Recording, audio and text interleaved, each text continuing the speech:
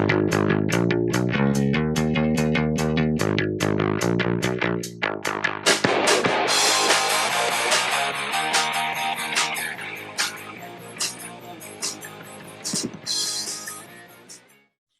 to another edition of $1 Million Career.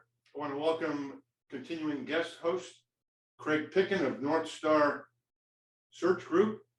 Craig represents probably the largest aviation recruiting executive search firm in the country. Again, welcome to the show, Craig. Morning, Rob. How are you? Congratulations on the big win at North Carolina, too. It was a big Carolina Duke matchup last night, and the right team pulled it out at the end. So, but a good game both ways. Okay, excellent. So we're going to talk about a blog that I did. I think it was last Friday that got a lot of feedback, a lot of emails on this for all the obvious reasons. But it's 3 ways to get that big promotion. 3 ways to get the big promotion. So I'm going to kick it off with the 3 ways that I opined. Okay, number 1, the devil's advocate, being that person in the meeting that is continually challenging the status quo, coming up with their own solutions. Number 2, being able to communicate up and down the line. In other words, being able to communicate up to your boss and then down through your direct reports if you have any. And the lastly is track and quantify your accomplishments. So let's start off there. The devil's advocate. What do you think, Craig? What are your thoughts on this? I think the devil's advocate is, I always, yes, you want somebody to be poking holes in your plan. You know, where are we going to go wrong? Yeah. There's a fine line, I think, between the devil's advocate, pushing the ball forward or being a pain in the neck. How's that? Exactly. It's kind of like in the military too, as you know, the red team. Every time we put together a CONOP, which of course is a concept of operations, a part of that process was you have to red team it. And the red team was always a group of people who were both in your organization and outside of your organization that would challenge whatever your plan was. That's called red teaming in the military. It's sort of like being a devil's advocate. And like you said, the risk there is when somebody keeps raising their hand with objections, but they don't have a solution. Right. I think that'd be an effective devil's advocate or an effective red team, but you have to come with solutions too.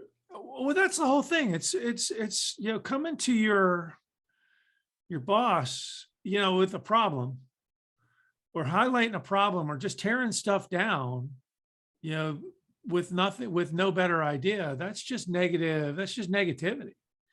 Yeah. Hey boss, we got a problem here. Here's 3 solutions that I suggest. We got 3 things going. We got something going wrong. Here's 3 things that we could do to fix it. Here's my suggestion. What do you think?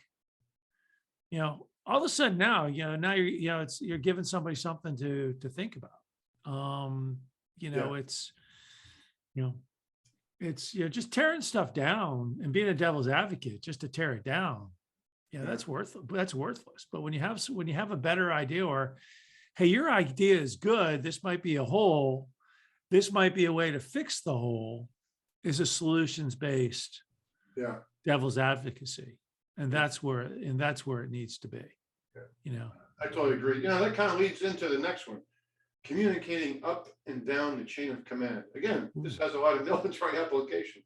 As a senior NCO, communicating down to the sergeants and then communicating up to the officer cadre, the officer corps. So maybe you could talk about that a little bit in terms of your experience, how important that was for you in the Navy, to be able to communicate up and down the chain of command. Well, yeah, look, communicating up the chain. One thing I'm always looking for in the next, high potential executive is somebody who can manage up as well as they can manage down, because leadership is about being able to manage both ways. People Yeah. don't think about it. People think leadership. Well, all right, I could lead the people underneath me. Well, no, not really. You know, so being able to communicate up is having a good understanding of what your boss or the organization wants. What do you want? What do you need? And then being able to communicate to them that what they want and need is being fulfilled. So that's the communication up standpoint. That's it. You don't And necessarily, communicating down too, and then communicating down to the organization is, hey, look, guys, this is what the mission, this is what the goal is. I'm communicating to you the overall business strategy or the goal, and here's what we're going to do to hit it.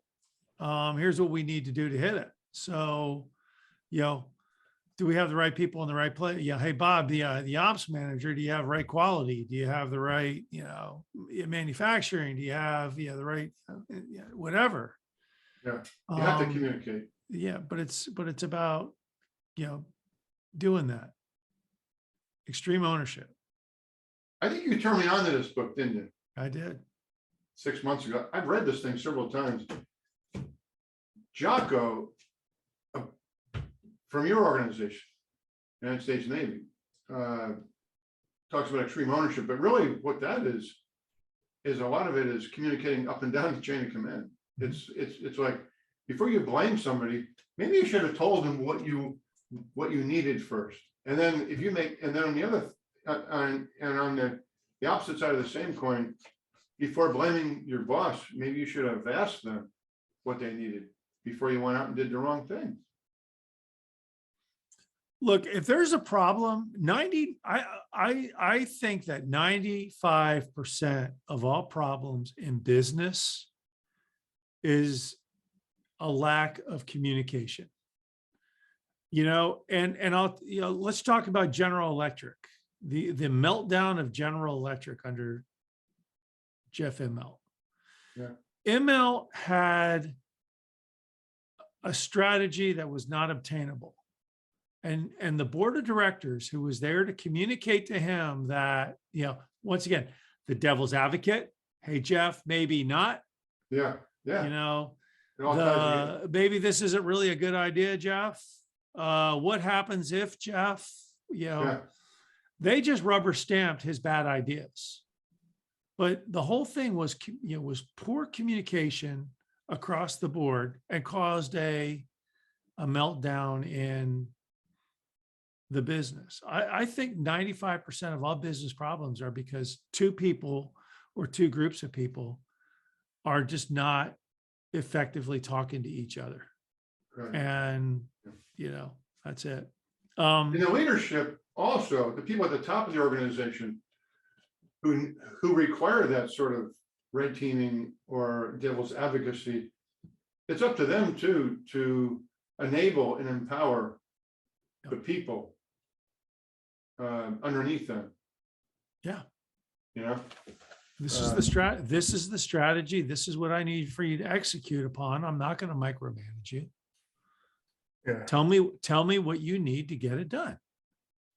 Hey, do you think Vladimir Putin needs a devil's advocate right now? I mean, do you think he could have benefited? I think he probably, look, there's a whole lot of things to be said about Ukraine. I'm reading a whole lot of stuff about Ukraine right now. And, I'm reading theories about this is exactly what he wants, because it becomes a war of attrition. And he gets to keep that, which, he gets to keep Eastern Ukraine. So I don't really know exactly what's going on. But yeah, I think he could have used a devil's advocate. Or I think he could have used some more effective communication from NATO, which said, don't go there. If you go there, we will wreck you. Yeah. I don't know, but exactly. Yeah. So I've always, and the other thing that makes communication up and down the chain of command or in a corporate environment is emails. Oh, you just beat me to the punch on that.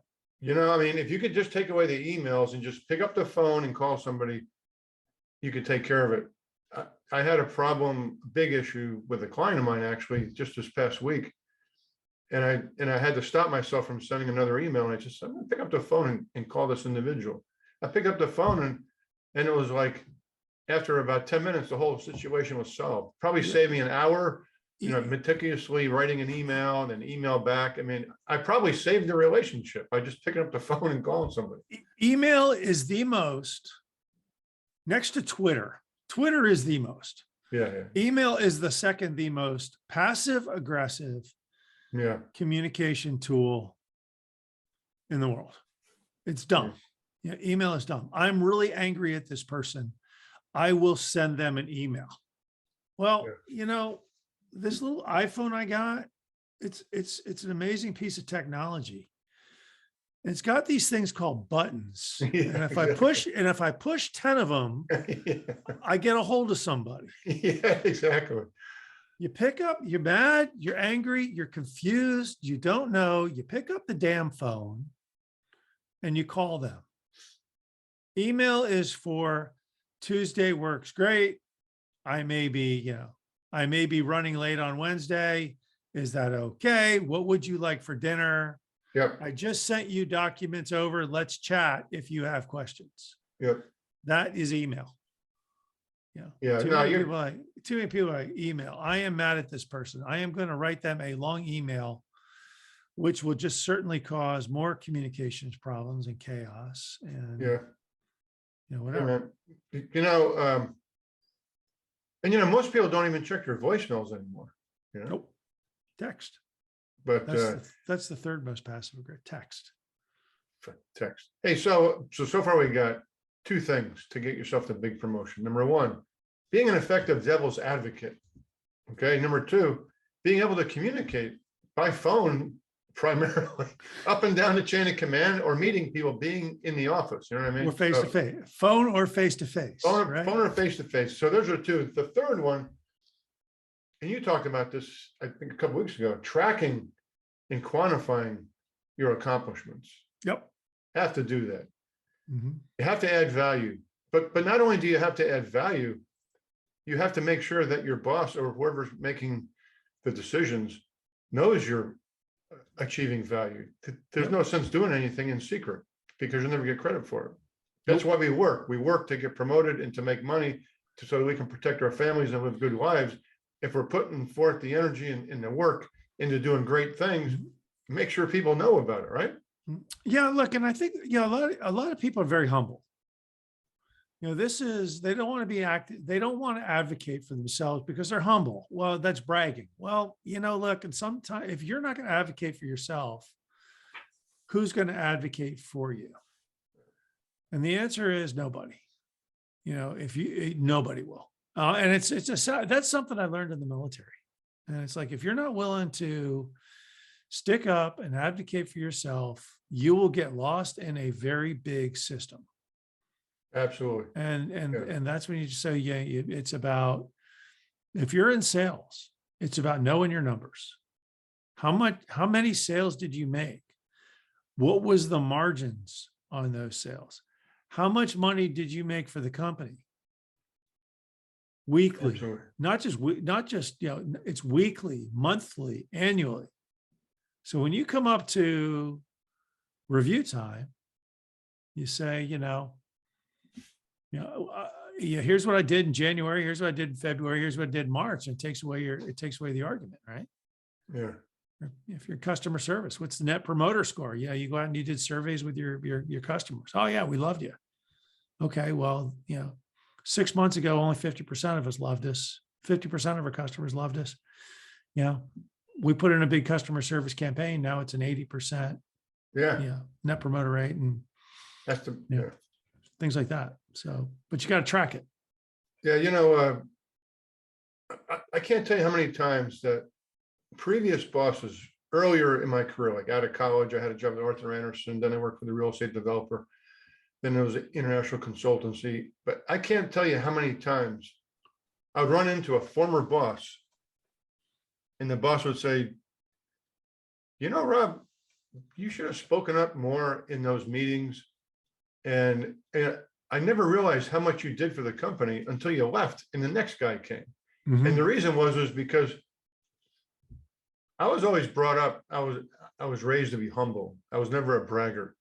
And I would actually pride myself on doing things the quiet way, like the quiet professional, and not being recognized because I had the self-satisfaction I was doing a great job. I didn't need all the hoopla, but it really negatively impacted my earning power back in those days because my bosses never really knew what I was doing because there was no drama. I'd go out to San Antonio or go to Dallas, supervise this great real estate project. It would get done, no problems, no drama. It'd be over and we'd be on to the next one. And nobody would ever really know that I was the guy that pulled a rabbit out of the hat to save that project. So Yeah. in retrospect, I should have done more tracking. And what I did after that is I started a routine where I'd have a small note card. And as I did things, as I had these small wins, I'd keep it under my desk blotter or Yep. my top desk drawer. And whenever I would run into the big boss, I'd always have these things readily in the Yep. back of my mind. So at the right time in the conversation, when he would ask, so how's things going, Rob? I would be able to tell him, hey, by the way, I don't know if you heard about it, but we did this, this, and this. That's huge, man. Yeah. Once again, it's communicating your benefit. And then ultimately, but it's also not just how to earn a promotion. It's, if you ever decide to go looking for another job, somebody says, well, what'd you do? What have you been doing? You go, well, hey, look, I was a salesperson and I was the top salesperson at this company because I sold, $5 million of new stuff last year. I brought on board, 20 new clients. My profit margin was this. So, I did great. I'm feeling good about, everything I did. Right. So, how do people argue with that? Yeah. Versus, ooh, I don't really know what I did. How did I do last year? I don't know. Yeah. That dialogue doesn't get you promoted. It doesn't get you. Yeah. That's very interesting that you brought that up because what you're really talking about is there's a step that you have to do before any of this. And that is you have to be able to set realistic and mutually agreed upon benchmarks and metrics, particularly in sales, so that you can meet or exceed those. And actually, when is that done? It's done in the performance review. And next week, actually, the $1 Million Career is going to focus on how to ace the your performance next review. performance review, man. But So that's kind of a heads up. But that's how do you get promoted? You communicate. You communicate your benefits. If there's some, if there's a hole in the business plan, your job as an executive, your job as a professional is to help the organization get better. Yeah. It's not necessarily being a devil's advocate, but it is saying, hey, look, your strategy is good, but it needs one more thing. Or, so you bring the solutions to the problem, you communicate your benefits to the organization. That's And it. that's how, and you track your personal accomplishments, and that's how you get promoted. I mean, it's not rocket science. That's it, man. You nailed it. The devil's advocacy, know your numbers, Yep. quantify them, communicate up and down the chain of command. If you can do those three things, I mean, think about it.